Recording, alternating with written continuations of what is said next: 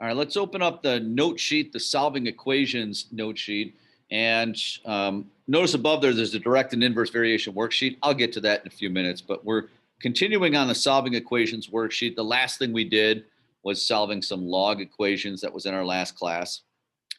And today's topic is a little different, that we're doing the direct and inverse variation. So let's start off with direct variation, because that typically is a little bit easier. And remember, a direct variation means as one goes up, the other goes up. Okay, so a direct variation.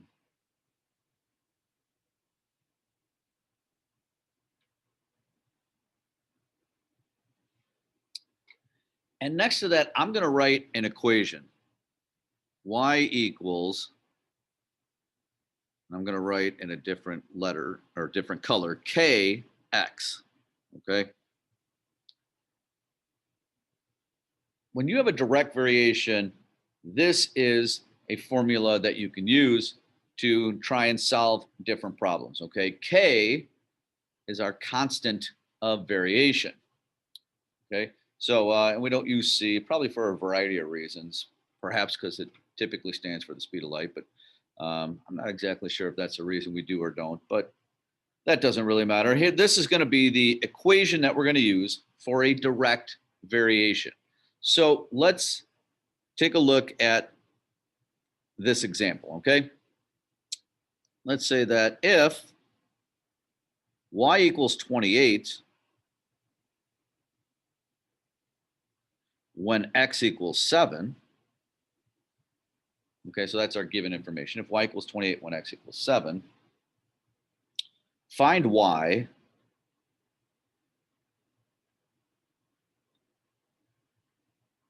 when x equals 11.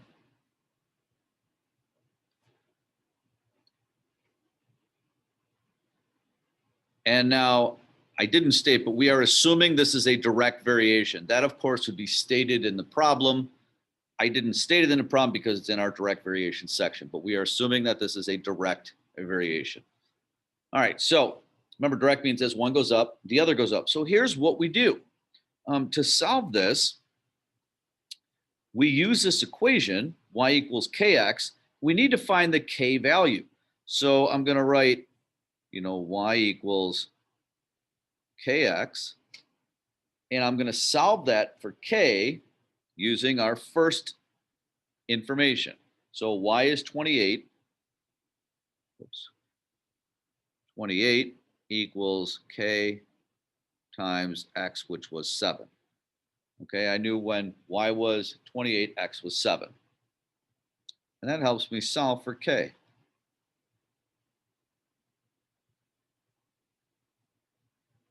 And so now that I know my k value, I'm going to use that to finish the problem.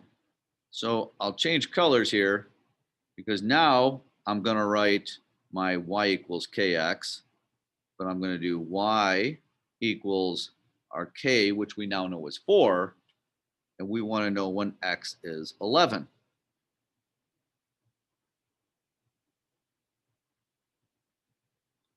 And so our y comes out to be 44.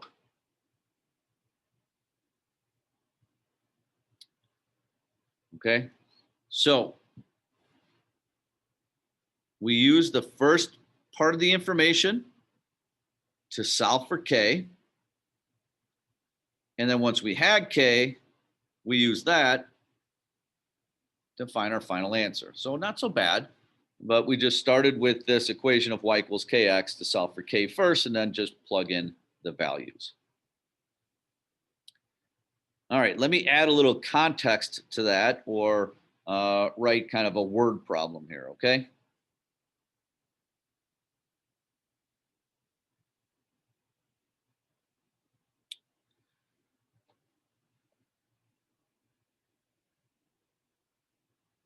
All right, so your score on a quiz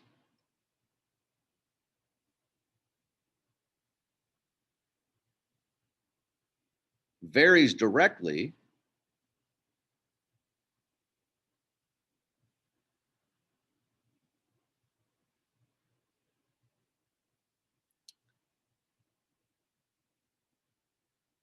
with the amount of time you study.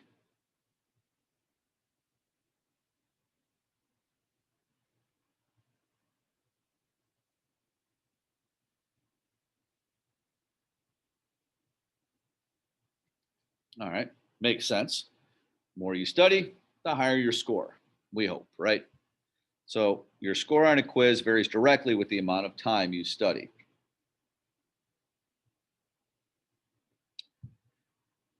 You scored a 28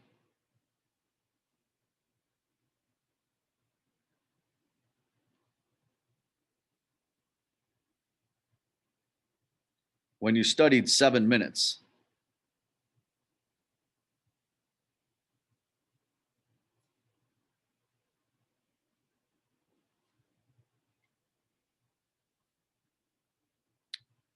How long do you need to score for an 80? I'm sorry, how long do you need to study for a score of 80?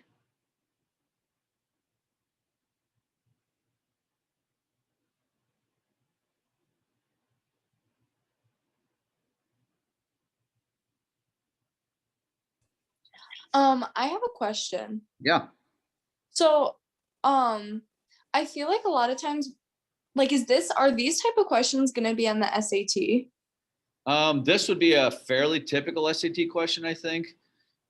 You can almost rest assured there will be at least one direct or inverse variation question. So yes, I would think. Okay, so like that's the thing. Do we have to like for studying for the SAT, do you think it'd be important to like memorize the equations that you need to solve these problems? Yeah, it wouldn't hurt. There's only two of them, and the first one is y equals k times x, and the other one's going to be y equals k divided by x. So Okay. yeah, so great question, Jana. They're not too bad to remember. All right, and so let's start with this one here. We know that this is a direct variation, and so let's start with y equals k times x, or you could say, score equals k times time, or you can use y and x. It doesn't matter. I'm just trying to give it some context to the problem. So I used s for score and t for time. So you scored a 28 when you studied 7 minutes. So that means that your k value is 4, okay? I'm just dividing both sides by 7.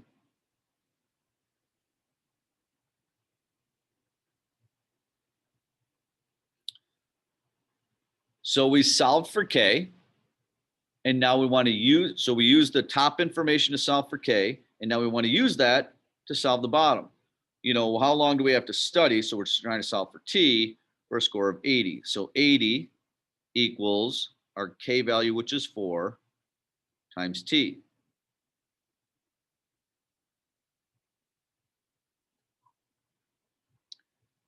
And we get 20 minutes.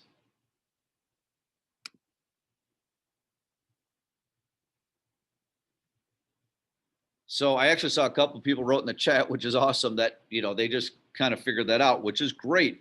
And a lot of times direct variation, you can figure out, you can do the math, of course, but sometimes you can figure that out with just looking at it. Like, all right, if you scored a 28 in 7 minutes, that means like every minute your score is going up 4 points. That's actually what this means. Okay. And so to get a score of 80, you divide that by 4 and you get 20 minutes. Okay. Similar problem here. And in fact, maybe I should change my example because our K came out to be 4 here also. It doesn't always come out to be 4. That was a coincidence. But you might say, well, if y is 28 when x is 7, I know I'm just taking this and multiplying by 4. So if I take this and multiply by 4, I get 44, which is correct. Okay, so because that direct variation, as one goes up, the other goes up. All right, so I want to have you guys do a couple examples on your worksheet, and then we'll come back and do inverse. So are there any questions on this first before we go to the worksheet?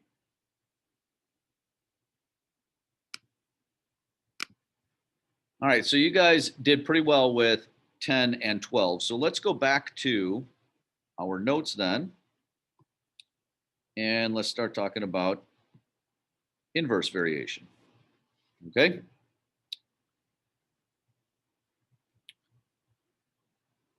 All right, you guys did really well with direct variation. So let's try now. Inverse variation, remember, means as one goes up, the other goes down. So for an inverse variation,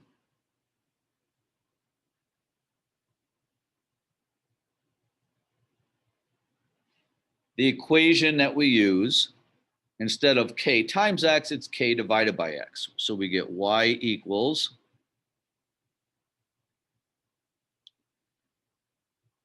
k divided by x. But the method is going to be the same. We're going to plug in numbers to solve for k, and then use that k value to solve the rest of the problem. So, for example, if this is an inverse variation, let's say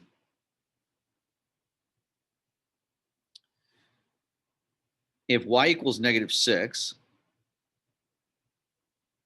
when x is equal to -2,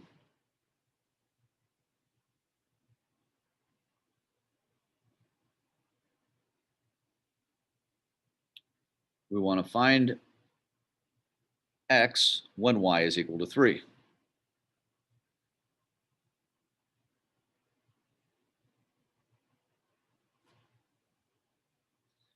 And we're assuming this is an inverse variation now, because it's in the inverse variation. You know, that would be stated in the problem, of course.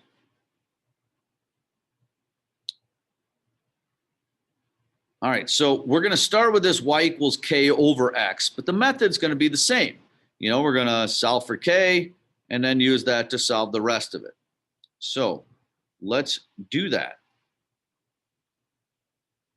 So I'm going to start with y equals k over x. Plug in this information to solve for k. So I get -6 equals k over -2.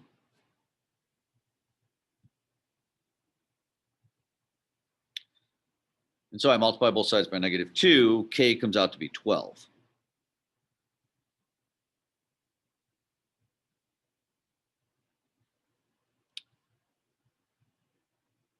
So I solve for k, and now I'm going to use that to finish the problem. We want to find x when y is 3. So I'm plugging them in here. So I get 3 equals our k value, which is 12, divided by now x. Whoops, oh yeah, trying to solve for x, my mistake.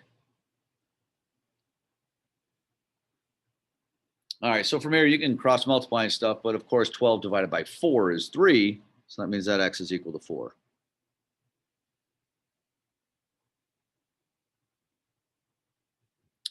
Okay, so the methodology was the same as a direct variation. The only difference is we're now working with this equation.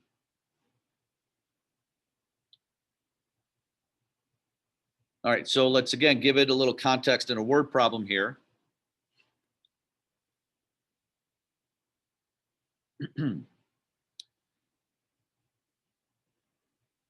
All right, so the cost of an event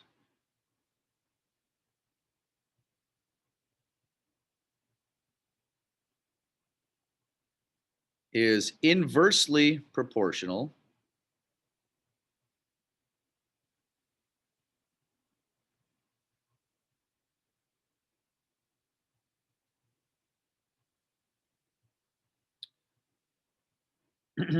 to the number of people.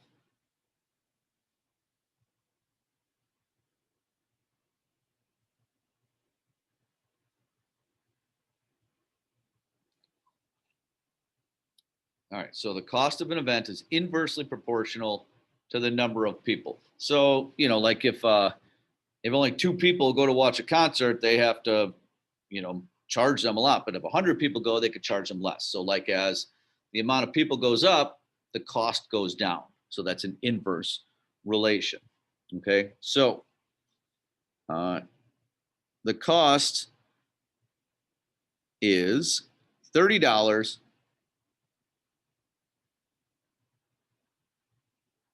is $30. That's per person.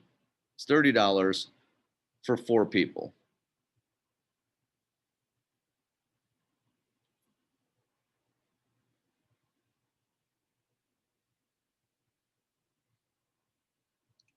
what is the cost for 6 people?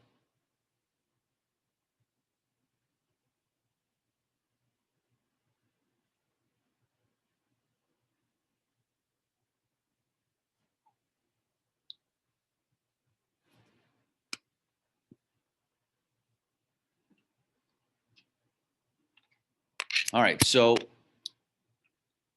this is an inverse relation, okay? So the cost of an event is inversely proportional to the number of people.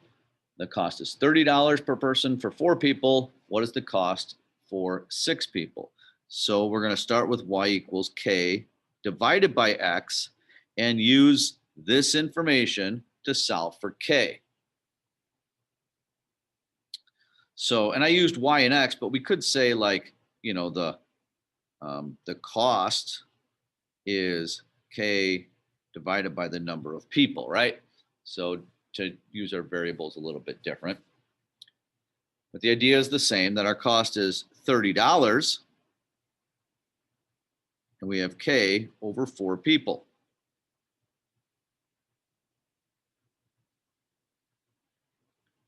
And so k comes out to be 120.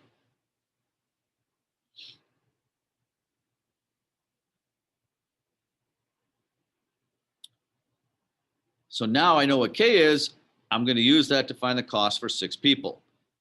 So I'm going to do the cost equals my k value, which is 120, over 6 people, or I get a cost of $20 per person.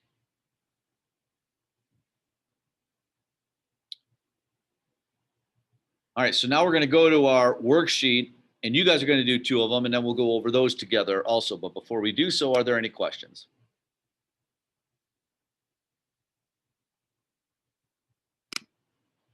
Okay, let's take a look at number 14 first. So we know that it is an inverse variation. And so we're going to start with y equals k over x. And we're going to use this information to solve for our constant of variation.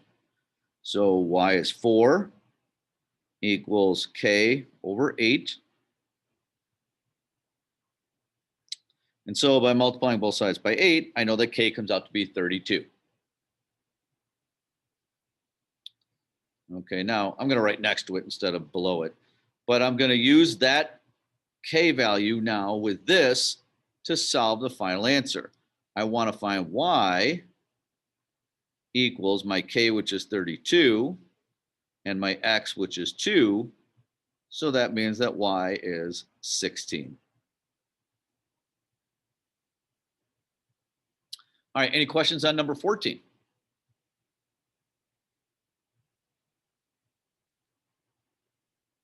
All right, I'm going with the no news is good news idea here. So if you don't ask, I'm going to assume we got this. All right, let's do number 16 together then. So I'll start with, let me get this out of the way here. So I've got y equals k over x. Use this information to solve for k. So I have -6 equals k over -2. And so my constant variation is 12. Now plugging that back in with this information, I can find y equals my k value, which is 12, over my x, which is 4 now. And so y comes out to be 3.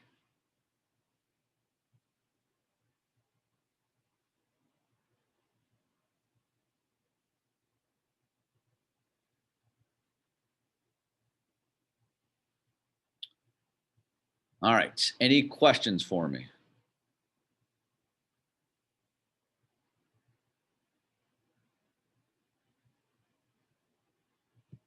All right, well, let's take a look then up towards the top of our worksheet, and we'll talk a little bit about some of those problems.